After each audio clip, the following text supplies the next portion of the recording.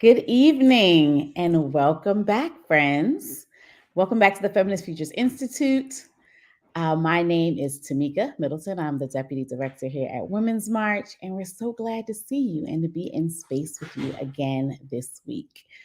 I would love for y'all to introduce yourselves to me and to each other by dropping in the chat your name, your pronouns, where you're joining us from, and something you learned from any of the previous sessions, anything that stuck with you. We would love for you to share with all the folks that are joining us from wherever they are in the world. Again, if you are just joining, my name is Tamika Middleton. I am the Deputy Director of Women's March. I use she, her pronouns. And I am joining from East Point, Georgia. And I'm really glad to see you all joining us from all the corners. Lots of people from Washington State, which is really cool, different parts of Washington. So that's lovely. We got Portland, Oregon, Corpus Christi, Texas, Birmingham, Minnesota, Chicago, North Carolina, New York, Connecticut, Memphis, Oregon, Miami. We have Guyana, South America. I am welcome for your first time here. And so we're so glad to see you. Invite you to continue to introduce yourself in the chat, share what you've learned, what you heard that feels really important or really prevalent in your mind after the session. This is number 7 of our 8 web episodes. We are almost at the end, guys. So we really hope that you can join us for our final session next week. Just to make sure that you know, mark your calendars. Instead of being on Wednesday, it will be on Monday next week at 7 p.m. And so please make that note in your calendars because we really, really, really want to see you back. It's going to be a phenomenal conversation. Last week, we got to meet Clelia O. Rodriguez and also Tanjira McHarris. And we heard beautiful poetry about global solidarity and spend some time looking deep within ourselves, talking about what type of ancestors we'd like to become, expanding on how we look, think, and feel about our place in our global community. So if you missed that, you can go back and check out last week's episode. You can check out any of the past episodes at this link at the bottom of the screen, womensmarch.com/feminist futures. So go ahead over there. If you missed any of the previous 6 sessions, they are all phenomenal. And I'm not just saying it because I am biased. They are amazing, amazing speakers. So check them out. Next week, in our final episode, we are going to take a look at a topic that has come up each week. Who are the everyday women who are protagonists of our histories and our futures? But today, before we get there, we have Alexis Pauline Gumbs, magical Alexis Pauline Gumbs, who's going to take us through a special journey as we weave together our own individual and collective feminist futures. And afterwards, as has been the case every week, I'll be back on, and together I'll lead us through number 7 in our healing justice exercises of this Feminist Futures Institute. We'll continue to explore these stories, where and how you fit into the stories and the teachings that Alexis shares. So make sure that you are ready. You have pen and paper or crayons or whatever tools you want to use, a pillow, a blanket. We're going to get into our bodies after Alexis is done. So make sure you have your supplies ready. So stay tuned and we will get started shortly. See you all soon.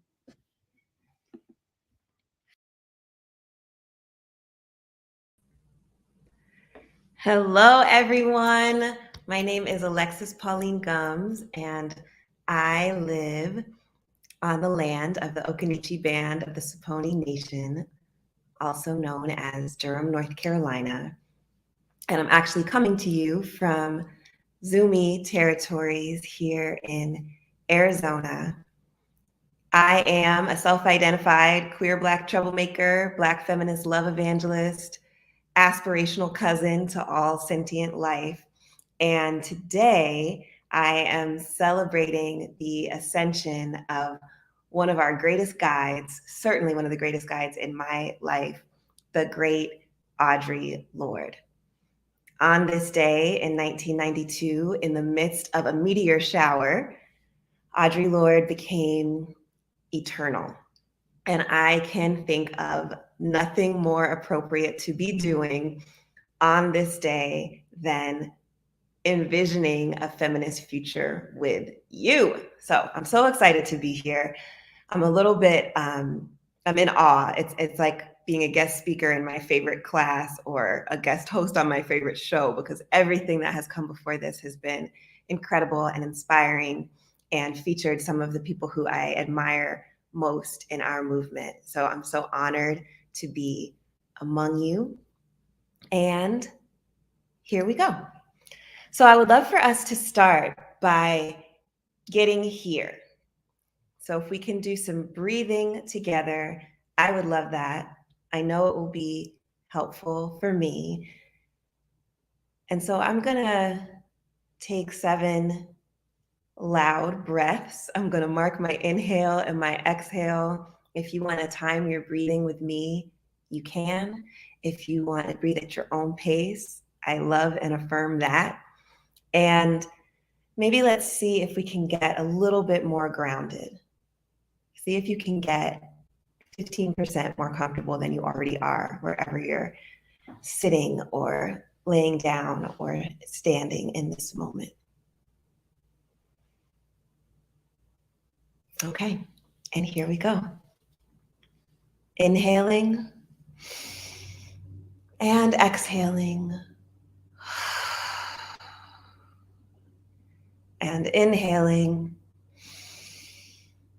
and exhaling.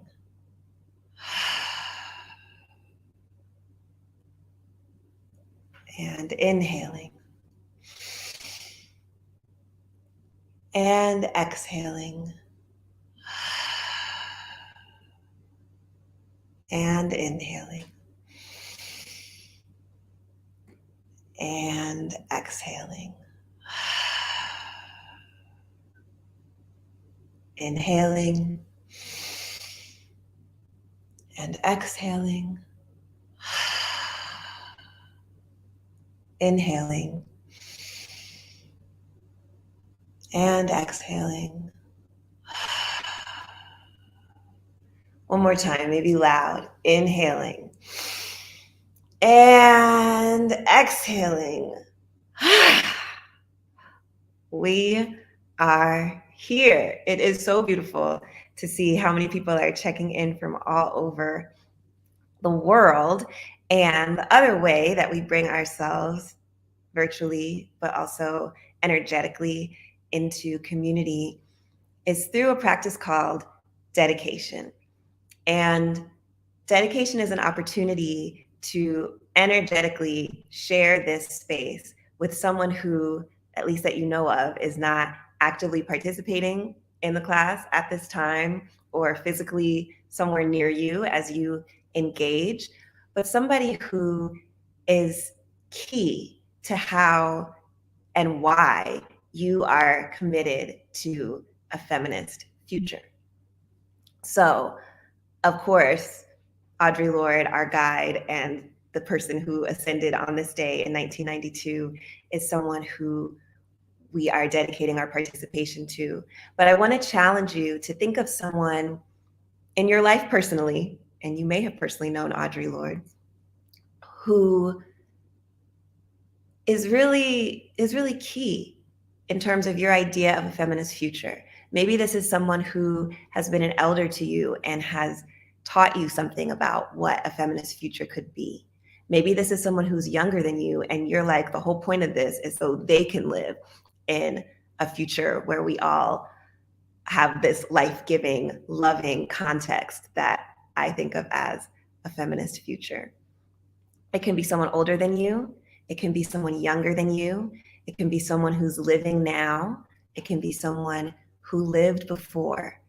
I'm going to give you an example, but at any moment, if you would please offer into the chat the person, the being that you're dedicating your participation to this time. So I am dedicating my participation to a young critical thinker, a 5-year-old feminist, my niece, Mackenzie, who is just an incredible teacher to me.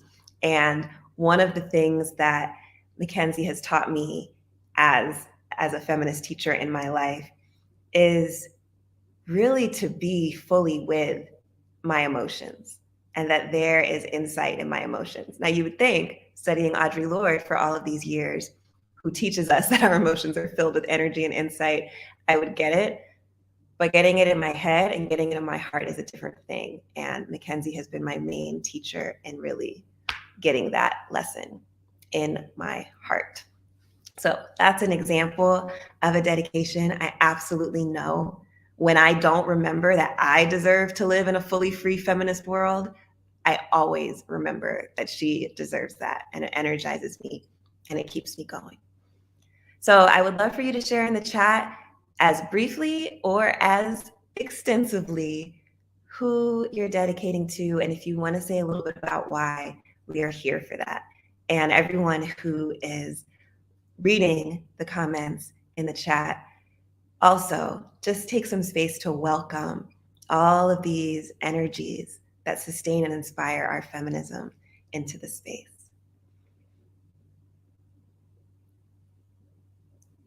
Yes, so many generations.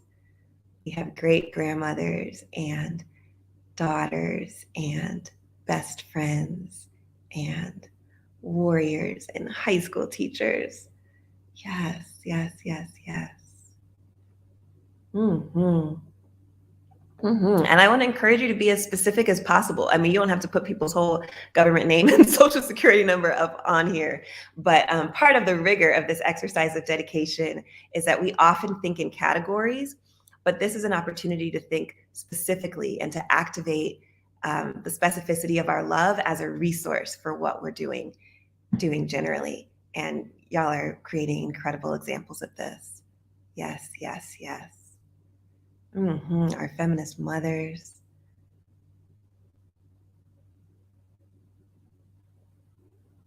Gorgeous. Pure love. I am loving this so much.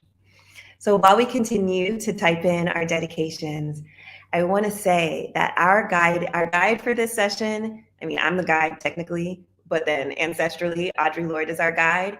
And the medium through which she's guiding us is a poem that she wrote in 1974. It was published as the last poem in her National Book Award nominated book of poems, From a Land Where Other People Live. And Audre Lorde's poetry as guide is basically another name for what my spiritual practice is. I want to emphasize that though Audre Lorde's essays and speeches are quoted, and sometimes we carry them on signs because there's so much truth and fire and power in them, they're more likely to be on a poster. Audre Lorde really identified first as a poet, and she said, I have to be an activist because this world requires it. These systems of oppression require me to be an activist. But even if we lived in a world, and when we live in a world free of oppression, she would always be a poet. That was really her spirit and her soul. And I think there is something profoundly political and profoundly futuristic about the work of poetry to envision and to attempt to say that which is unsayable in form. So very excited to celebrate Audre Lorde's poetry always. This isn't really a poetry seminar, but we're going to be using particular lines from her poem Prologue, which is a futuristic, visionary, also vampire, kind of sci-fi undead poem that I encourage you all to read or reread if it's been a while, as our guide here. And the guiding lines that I think about in terms of our dedications, because we have so many generations of dedication here, is this moment where Audre Lorde places herself in the present and says, "Through my lips come the voices of the ghosts of our ancestors, living and moving among us. So I want to honor the ancestors that have been named in your dedications and Audre Lorde herself, that actually through our presence together, through the rigor of our practice of feminism together, those ancestors live and move among us. And thank you for bringing them. And also for those who, like me, dedicated to children or people who are younger than you, there's this key line that Audre Lorde has in what is also a multi-generational poem, where she says, "My children do not need to relive my past." And sometimes my vision of a feminist future is generations of people who don't have to live through some of the things that I have lived through, shaped by systems of oppression. So I want to honor those of you who are bringing young people, who are honoring that future through them specifically, and who are attending to and doing the work to release whatever it is from the past that we understand does not need to continue to travel with us as a community. Mm-hmm. So thank you again for all of these gorgeous dedications. It's so clear, the love in your lives and the love that brings us here. And really, if that's all we were to get present to, that is the guiding light for what the future is that we would create. But it's not all we get to do. So I know Tamika talked about getting your pen and your paper for the activity later, but you need it now. So I hope that you already have your pen or your journal or your crayon or your marker with you, because we are going to do some prompts inspired by Audre Lorde's poem, Prologue. And I want you to have space to write for yourself. You also will have an opportunity to share things in the chat, but you don't have to share everything in the chat. You can also just write it down for yourself, and we're going to have time for that, and also time to share. And I'll be very excited to lift up and read some of the things that you write in the chat. Oh, I just love seeing all these generations of feminism. Oh, thank you for being so interactive already. So maybe we can start with a clearing.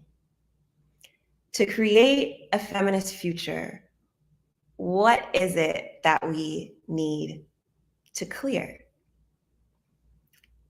Audre Lorde has a moment in this poem where she says, "The old ways are going away and coming back, pretending change."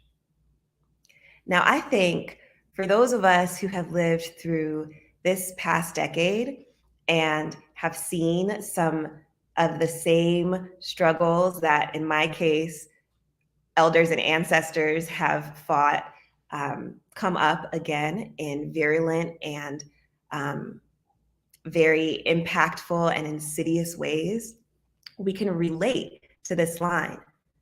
The old ways are going away and coming back, pretending change, right? It's 2021, and basic things like voting rights are not something that can be taken for granted. And so I just want us to give some space to that, to understanding that as we envision a future, we also have the opportunity to be present to the fact that we're not just talking about like a costume change. You know, we're not talking about like a new face for racism and homophobia to exist in our lives. We actually see the repetitions that are happening and the patterns that are happening, and we are envisioning a future that is more expansive and beyond all of that. But sometimes you got to write it down to release it. So this prompt is called Same Old, like the same old stuff, or as you know, Basquiat sometimes said, same bleep, different day. So what are at least 3 things that you see coming up that for you are old ways that went away and came back pretending change? The same old blank, the same old blank, the same old blank. I want you to fill in that blank for yourself at least 3 times on your own. And we're going to take 2 minutes for that. What are some of the things that you see coming back that are not evidence of change, but are actually the same old manifestations of oppression that we've seen before within the lifespan of the feminist movement. Go for it. And feel free to throw a question in the chat because I love a clarifying question so much.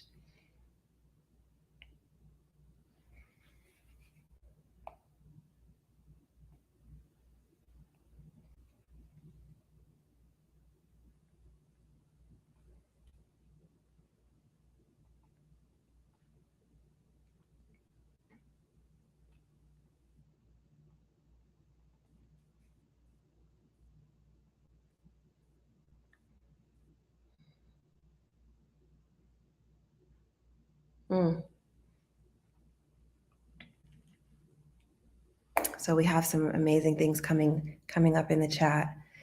Same old media, same old laws, same old representatives. Okay, unlearn to relearn. Same old slave patrols. We understand it's the same thing in a different form. Absolutely manifested through the police. Same old racism, same old sexism, same old threat to abortion rights. Absolutely. When I wrote this down, which I created these exercises, but I also am doing them with you in the moment. I found same old fear, same old delusion, same old greed. These seem to be recurring in the systems that we see. Same old voter suppression.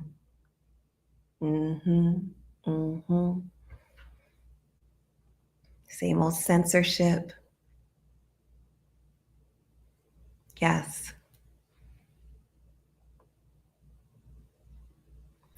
And I think this is why, and so many of the earlier nights of this class have not only spoken to this, but exemplified this.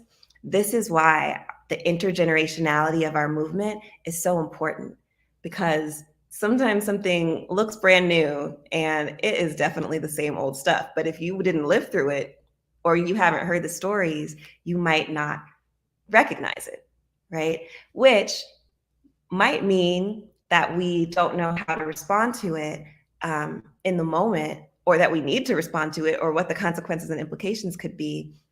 But it also means that as an intergenerational community, as Kate and Mary were sharing weeks ago, we have people like Pat Hussein in our communities who we can be like, okay, well, how did you respond? And understand that we're not creating the wheel for the first time. Same old undervaluing of care work, same old greenwashing, same old fake inclusion. We have some other fake things, fake outrage, fake inclusion, same old fake stuff coming back pretending to change. And then we have things that are recurring within us. Same old feeling my voice doesn't matter as much. It's really, really profound. Same old self-serving fear, right? So these things that are recurring, they're operating systemically and they're operating within us, which is why we get to envision a collective future that brings us right up into the change that we need also in our individual lives. Thank you for all of these. Yes. Same old pretending the past didn't happen. Same old good old boy network, same old false sense of success, same old misguided and ungodly priorities. Come on. So some of y'all could preach about all of this. So we're creating a clearing, understanding that we understand that there's a loop that is going on, and we understand some of the things that are at the core of it, right? Talked about fear and hate and greed. Absolutely. Same old fight to be seen.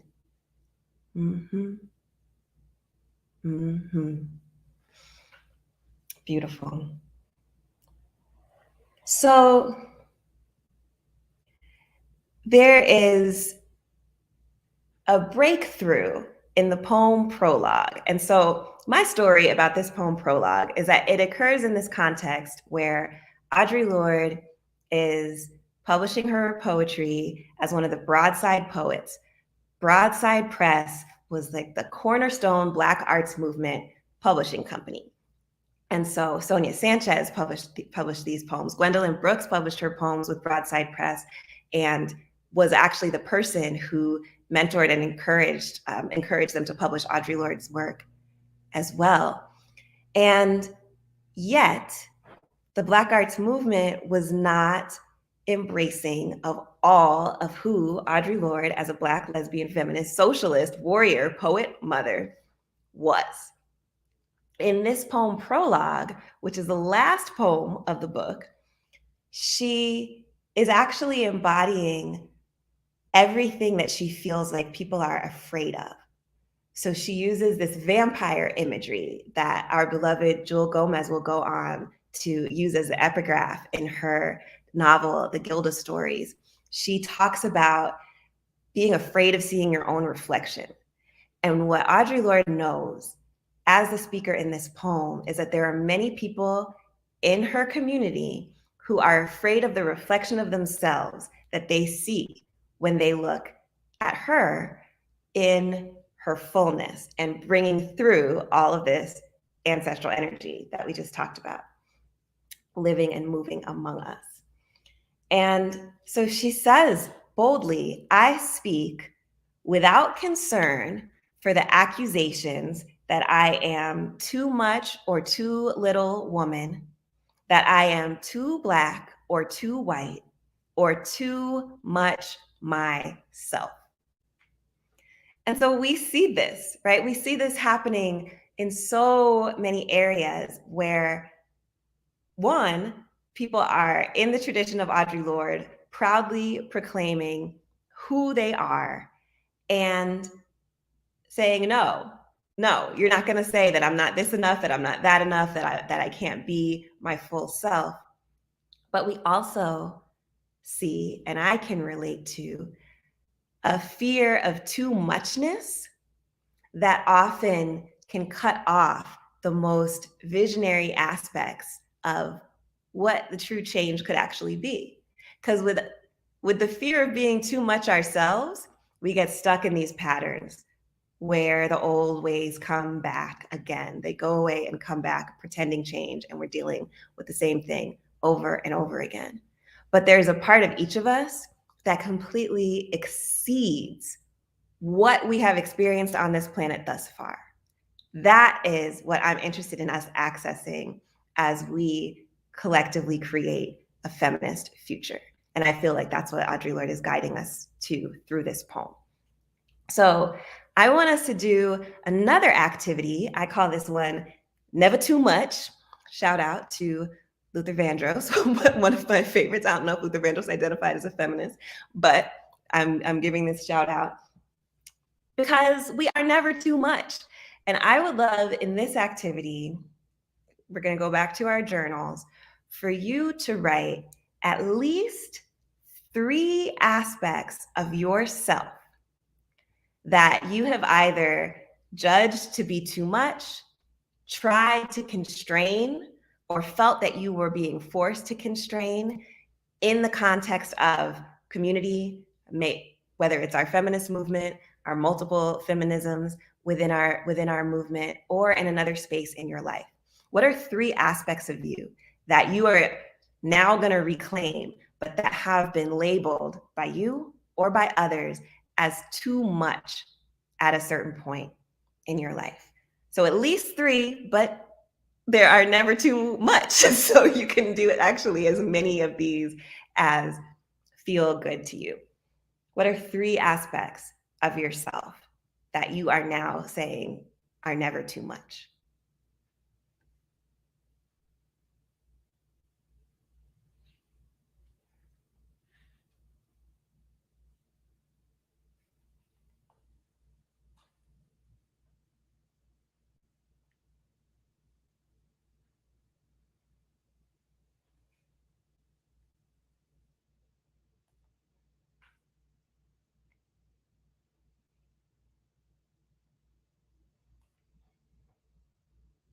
Mm-hmm. Yes, never too many opinions. Mm-hmm. never too passionate about the things I care about, never too trusting, never too caring. I love these. Have we been labeled too spiritual, too kind, too fun to be taken seriously in this movement? So much about our expression, right? Being direct in speech, having an opinion, embracing personal power. Look, I see too vocal, asking too many questions. And we brought Audre Lorde into the room, who, as we know, teaches that our silence will not protect us, but silencing, and as Audre Lorde writes, especially in her poem, A Litany for Survival, silencing has been a major tool to disempower us and disconnect us from each other. This is so interesting because there's this pattern. I know I said the too muchness. Sometimes it's like, oh, can you love the people too much? Can you be too excited? Can you be too interested? And I'm seeing this eagerness, too boisterous, too loud, laughing too loud. All of these things that, like, when I think about our feminist future, and even when Audre Lorde writes about it, as you'll see in a moment, we want it to be full of laughter. We want to be eager about it and passionate and kind, and with all of these things that that I know sometimes I'm like, oh, is this too much? Does this get in the way of our linear progress? Is there space for this in the types of meetings or conversations or activities or even protests that we have? What about feeling too unrealistic, right? Isn't that some of our visionary idealism? And then also being very real that those aspects of us that are not able to be contained within an oppressive system, or that are directly targeted by the systems of oppression that we're talking about, can I be too Black for a particular space, right? Audre Lorde talks about it specifically. Am I too Black for this space? Oh, now am I too white for this space? Oh, am I too much of a woman? Oh, now I'm not enough of a woman. And am I too much myself? So Audre Lorde is such an example for us of someone who said, all of who I am, I have to be all of who I am, and named herself publicly in that way.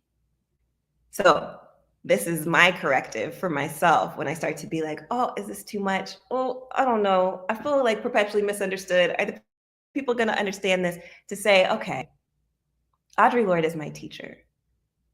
Mackenzie Marie, my little niece, is my teacher, who is never too much, but who is a lot in the full expression of her emotions. Those are my teachers. So when I start to tell myself that I'm too this, or I'm too that, or I'm too much, I remember Audre Lorde said, I speak without concern for the accusations that I am too much or too little, that I am too Black or too white. It is impossible for me to be too much myself. We need all of you. And this is so beautiful. I love, I think that's hilarious. Someone's talking about how much I would charge for therapy, because my mom actually is a therapist. So you should holler at her, but I'm not a therapist. And then the differences that came up, right? In so many of your never too muches, you wrote about too many different opinions, too messy, too curious, too open-minded. We have too mixed. There's too many emotions, too much neurodiversity, right? And what Audre Lorde emphasizes in this poem is that that's what we need. So when she envisions the future in this poem, she says, all the children are singing, louder than mourning. That's mourning, like mourning, grieving. All the children are singing louder than mourning. All their different voices sound like a raucous question. And I love that image of the multiplicity of voices that she's hearing.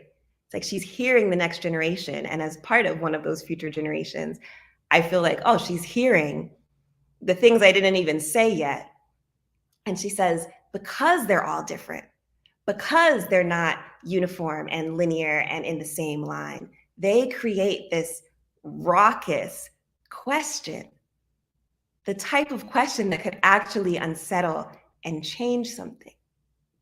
So, in case you haven't guessed it, this is a moment for us to think about what is our most raucous question about our feminist future? What is the question that, having now embraced all your too muchness, quote unquote too muchness, that we now understand is never too much and is exactly necessary to create a future, the future that we deserve, right? Going back to what Barbara Smith shared about us as conduits for a feminist future, and referencing the Combahee River Collective statement that said that if Black women were to be free, everyone would necessarily have to be free because our freedom requires the destruction of all systems of oppression. We have a raucous question, but we only can get to that if we embrace all this too much. Yeah? Or at least, act as if this is possible, because this is an exercise tonight. So what is your raucous question? We're going to take another minute in your journal, and like if you were just to get wild with it, if you were just to be too much in all the ways that you just realized that you are not too much, what is your question for our feminist future, about our feminist future, or to spark our feminist future? Not all questions have a question mark, but I want you to think of a raucous question. So let's take 2 minutes. You can write in your journal. You can type in the chat as usual. Can't we all just be good to one another? What a question.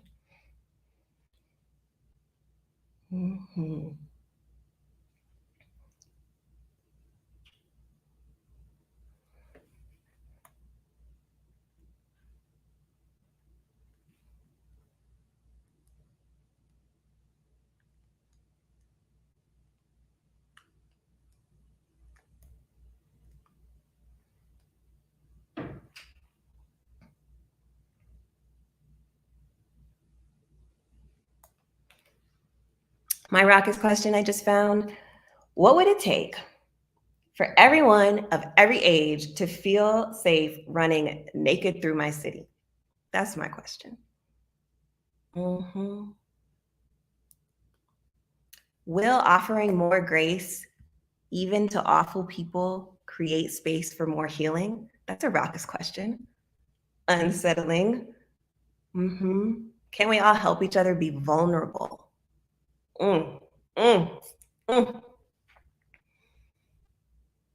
What will it take, I love these questions, to be our future selves now? What will it take to make the feminist future the feminist present? Love that. Can I love you wildly but exclusively? Ooh, I love that question. Can we all love unabashedly from our hearts? Intergenerational therapy that breaks curses and allows blessings to flow. All right.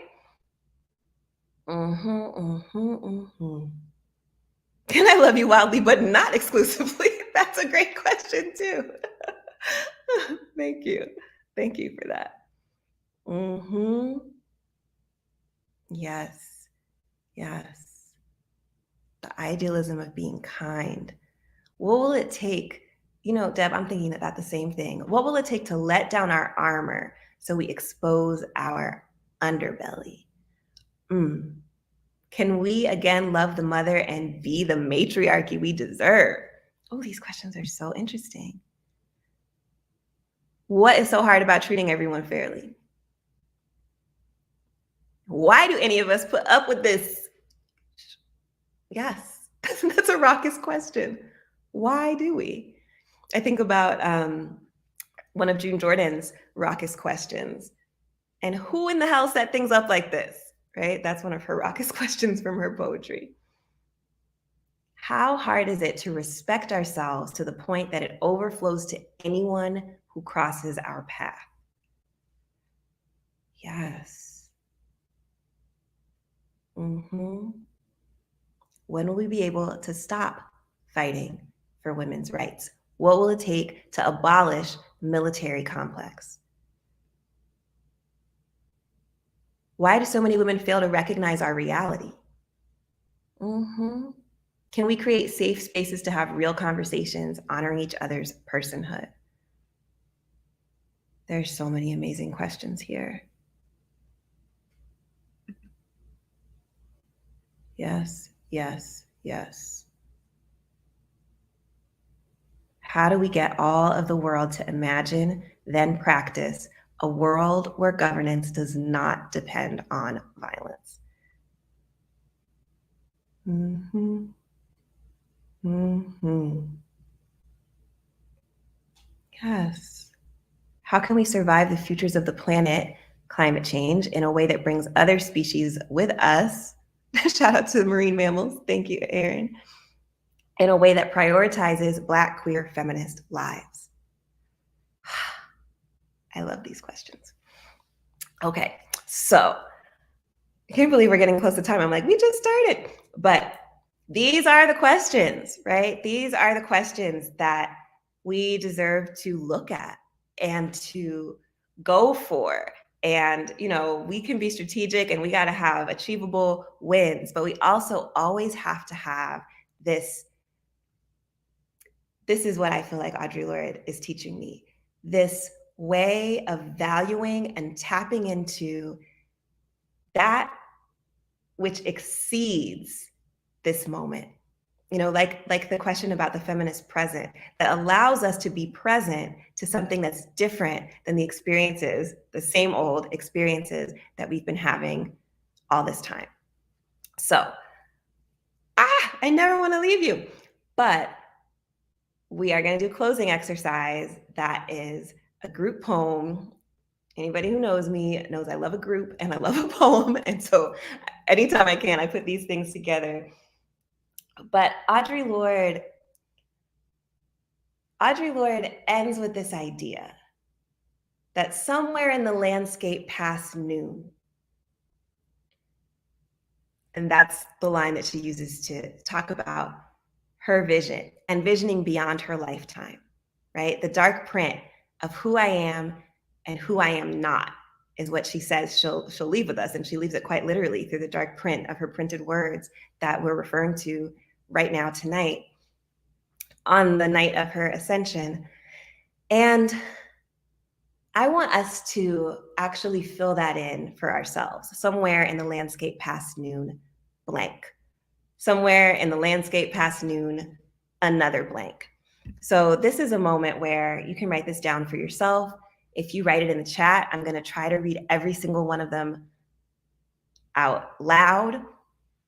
There's a lot of you, so, you know, let me drink some water. But you don't have to type somewhere in the landscape past noon, but just type like what you see somewhere in the landscape past noon. And I love that because it's like, it could be past noon tomorrow, or past noon could be a future further and beyond your own lifetime. Mm-hmm. Mm-hmm. It could be another way of reframing the question that you ask, because so many of the questions that you have visions in them. So whenever we're ready, we can start filling in these blanks. Mm-hmm. Oh.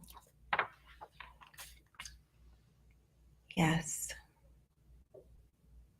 Somewhere in the landscape past noon, I will meet you there. Somewhere in the landscape past noon, all people will express love first. Somewhere in the landscape past noon, I see Black joy and love around every corner I turn. Somewhere in the landscape past noon, rest. Somewhere in the landscape past noon, everyone will be safe, housed, and fed. Somewhere in the landscape past noon, sentient beings connected for the common good. Somewhere in the landscape past noon, the path to the orbit of the North Star. Somewhere in the landscape past noon, a fenced garden. Somewhere in the landscape past noon, there will be gatherings of love-filled spaces that flow freely without walls. Somewhere in the landscape past noon, I shall meet you on the common ground. Somewhere in the landscape past noon, we are all safe to be. Somewhere in the landscape past noon, we will be able to make kin out of anything, and I will belong. Somewhere in the landscape past noon, justice. Somewhere in the landscape past noon, I see age-appropriate intersectional feminism permeating all P through 20 education. Come on, Chiquita, yes.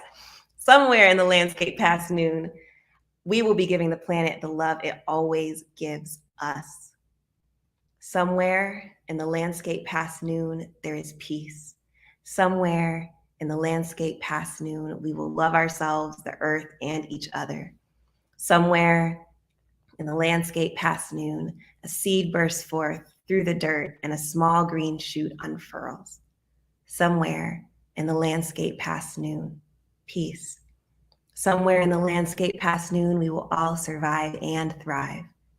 Somewhere in the landscape past noon, the swamps turn us yellow with healing. Somewhere in the landscape past noon, a society without hate groups, but loving and understanding. Somewhere in the landscape past noon, children are born into a loving world free from oppressive systems. Somewhere in the landscape past noon, I see orchards created by our ancestors. Somewhere in the landscape past noon, there will be equity. Somewhere in the landscape past noon, I have loved, I've been loved, and given freedom to be. Somewhere in the landscape past noon, a peaceful world where all humans are equal and cognizant of their oneness with each other and their environment. Somewhere in the landscape past noon, joy. Somewhere in the landscape past noon, there is compassion, forgiveness, and unconditional love. Somewhere in the landscape past noon, this is its own poem, love. Somewhere in the landscape past noon, little girls will be celebrated for their loud, ambitious voices. Somewhere in the landscape past noon, safe enough to be free, free enough to be safe. Somewhere in the landscape past noon, there will be difference, acceptance, joy, and love shared. Somewhere in the landscape past noon, love groups. Somewhere in the landscape past noon, a socially just society and all in a healthy freedom from disease and inequity. Somewhere in the landscape past noon, we are nurtured and healed in the warming sun together. Somewhere in the landscape past noon, democracy lives up to its definition and lives up to its potential. Somewhere in the landscape past noon, I remembered what comes after this. Somewhere in the landscape past noon, we are the fruit of love. Such a beautiful poem. We did it. We created it in the present. It exists. Thank you, thank you, thank you for your beautiful participation. This would have been so boring and impossible without you. I am so honored to be part of this feminist future that we are creating. Oh, one more. Somewhere in the landscape past noon, I see shared multi-species joy and rooted ancestral integrity. Yes, yes, yes. I feel it, all of it, all of it, all of it. Thank you so much for the generosity of your participation. And I'm going to turn it back over to the brilliant Tamika Middleton to move us into our next part. Thank you, everyone.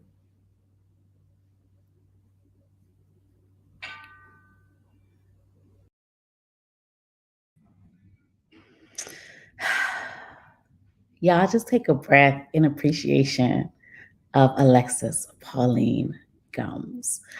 I am so grateful for Alexis for this exercise that Alexis led us through. So grateful for all of you.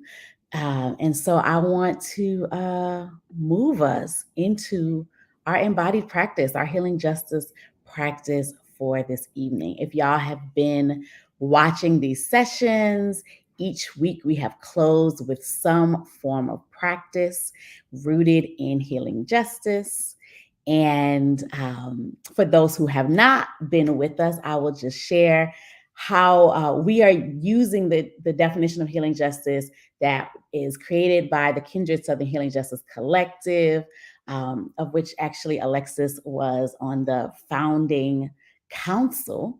And that definition is that healing justice is a political strategy that seeks to intervene and respond to collective trauma, burnout, and violence in our movements. We see healing justice as developing mechanisms to transform the traumas that are uncovered as movements evaluate the context in which they're operating. And so we want to be mindful of what it is that we are holding in our bodies in this work as we fight, as we resist, as we dream, as we envision. And we want to be mindful and always cognizant of the ways that us as individuals and especially us as a collective, the ways in which we are holding trauma, the ways in which they inform the visions that we have and the work that we do. And so we are going to, I'm going to try to be in flow and in spirit with what Alexis brought. And I'm going to invite y'all into a meditation with me. And so, wherever you are, if you've been sitting the whole time and you want to get up or you want to wiggle, you want to move, you want to change positions, I'm going to invite you to do that now. Maybe shake yourself out a little bit if you want to do that. Feel free to do that. And then I want to invite you to land in a spot that feels restful and invite some rest and stillness to your body.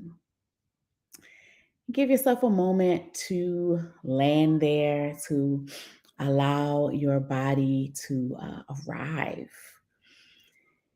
And when you get there, I want to invite you into a couple deep breaths with me. And so we're going to breathe in through our noses and then release it through your mouth with a sigh.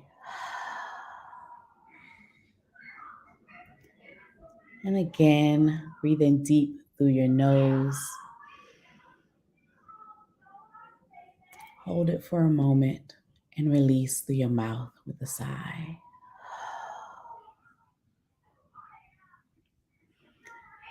And as your breath returns to its normal rhythm, I invite you to say to yourself, I am arriving. I am arriving. And allow your body to arrive in the present moment.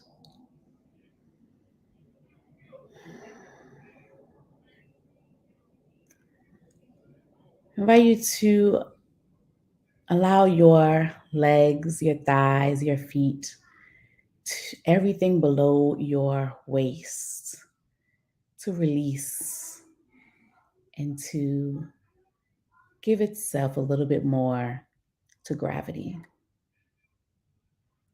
Allow your butt, your thighs to sink into your seat, your legs, your feet to sink into the floor or the cushion or whatever they're resting on. Allow yourself to get heavy from the waist down.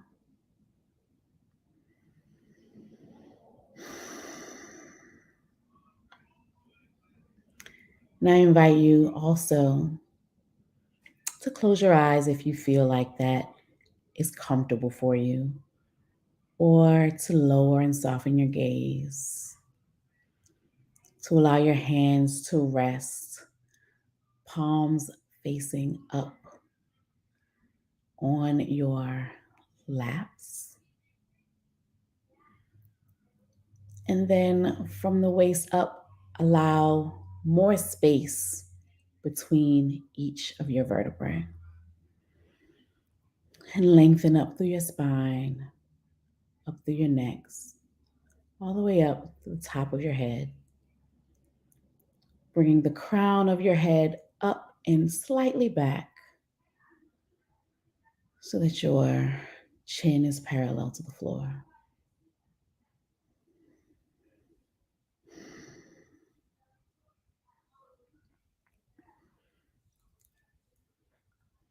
Release the muscles of your forehead,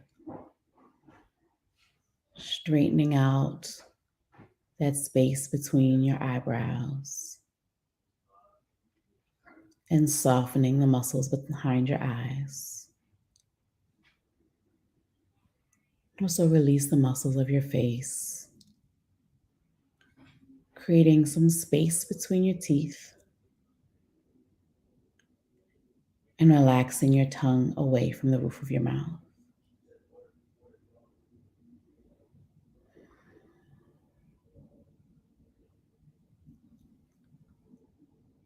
Allow your lips to close softly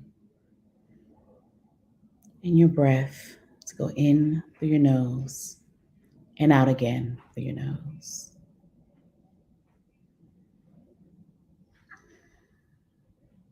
Let that breath soften the muscles of your throat, creating space there. Allow it to soften across your chest, opening up your heart space. And also allow your breath to soften your belly.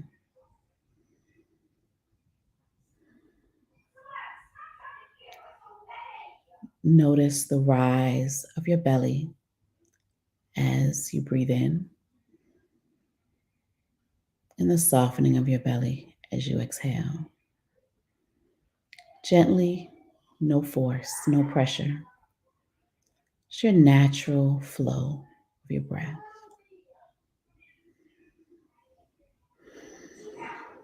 And as you bring your attention to the feeling of the air going in through your nose and then out again on an exhale,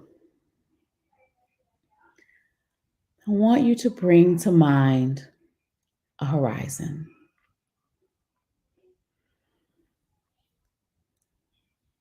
See if you can visualize the sun coming up over that horizon.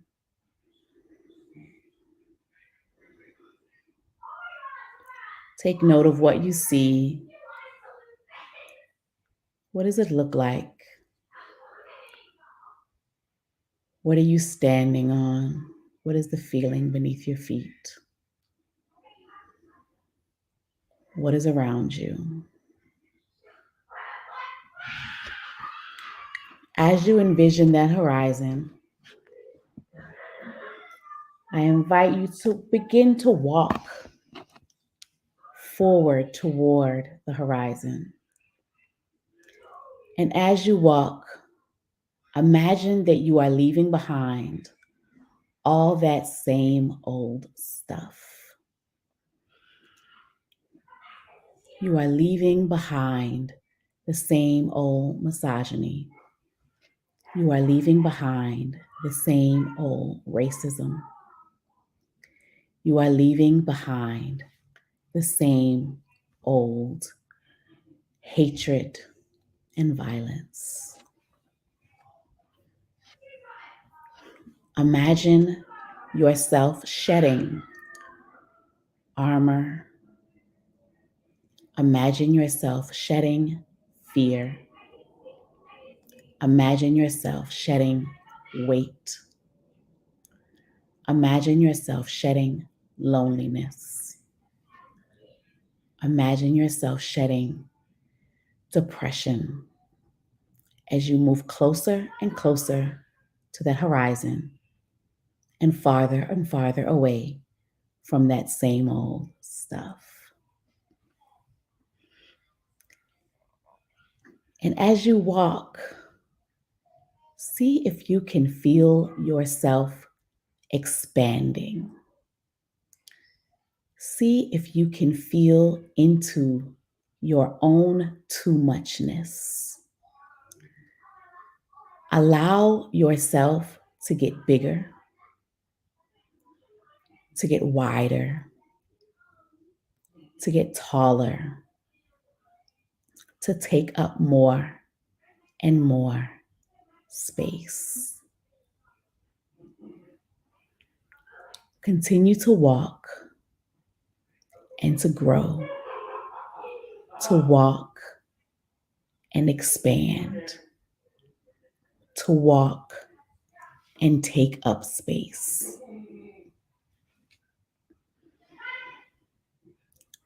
What changes in you as you expand?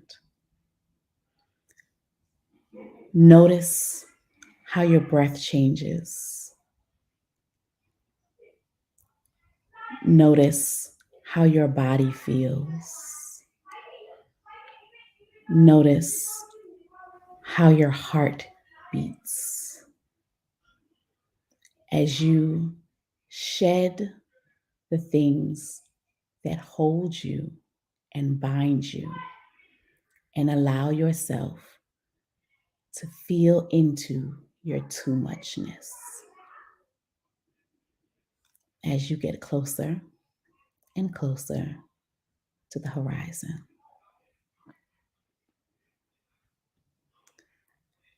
As you arrive on this horizon, in this landscape past noon, what do you see? Once you have left behind that same old stuff, once you have expanded and grown and taken up all of your space, with the knowledge that even as you take up space, there is always enough space for everyone else. What are you arriving to find somewhere in the landscape past noon? Fill the space with your vision. What do you see?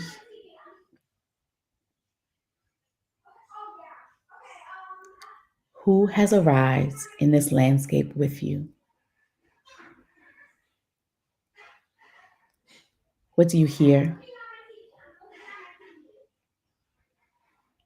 What does this horizon taste like?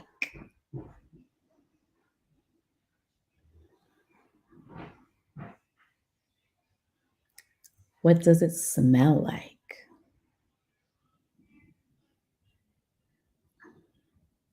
What is the feeling on your skin in this new place? What is this feminist future that you have arrived at?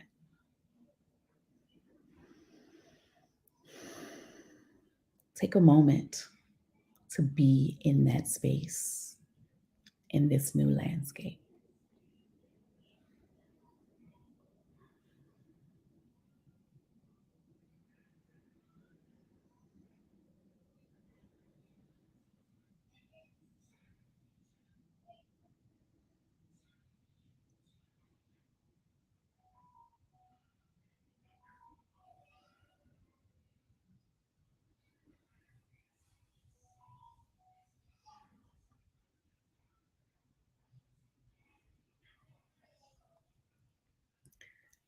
Now allow your breath to begin to deepen and allow yourself to return to this present moment. to sink back into your body.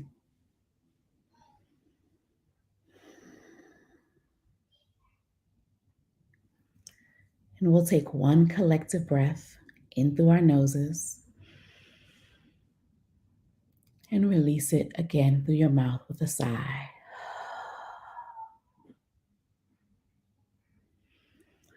Begin to wiggle your fingers, wiggle your toes, feel into the edges of your body. And when you're ready, you can blink your eyes back open. Return your gaze to the screen.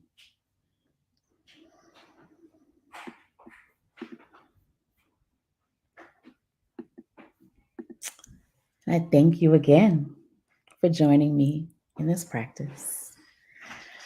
This week, I want you to reflect on the question, what does our feminist future look like? Oh, do I have the wrong question? Sorry.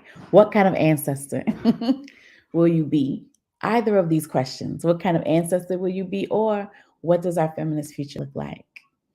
And we invite you to submit your responses as every week in whatever form it might take, be it a journal entry or a poem, a song or a drawing, a video response, a recipe, a ritual, whatever. And you can submit your reflections at the site that's scrolling on the bottom, womensmarch.com/feministfutures. Go to the site, hit the submit a response button. If you register, that link will be in the email you received this morning and also in your follow-up materials. And we'll use these responses with your permission as we continue to envision our feminist futures. If you submit a response, you will be automatically entered into a chance to win this candle. That is a collaboration between Women's March partner, artist and activist Milk and The Little Market, a mission-driven nonprofit fair trade shop dedicated to providing dignified work to underserved women and vulnerable populations around the world. Want to give a big shout out to Jean from Beaverton, Oregon, who won last week. Congratulations, Jean. I hope that this candle brings you light and brings you grounding and lights up your vision for this horizon. So we will see you all next week. Remember, next week will be Monday at 7 for our final session of the series with Rinku Sen and Gina Green, looking at everyday protagonists who help to shape our feminist future. And if you are available, we'd also love to invite you to a special call on December 16th at 7 p.m. Eastern Time as we reflect on this year, 2021, and imagine our 2022. You're going to see a flyer and a link to register shortly. I want to thank you all again for joining us for week 7, the 7th session in our 8 weeks. I want to thank again the amazing Alexis, Pauline, Gumbs for leading us through these beautiful exercises. And we will see you all next week. Good night, everyone.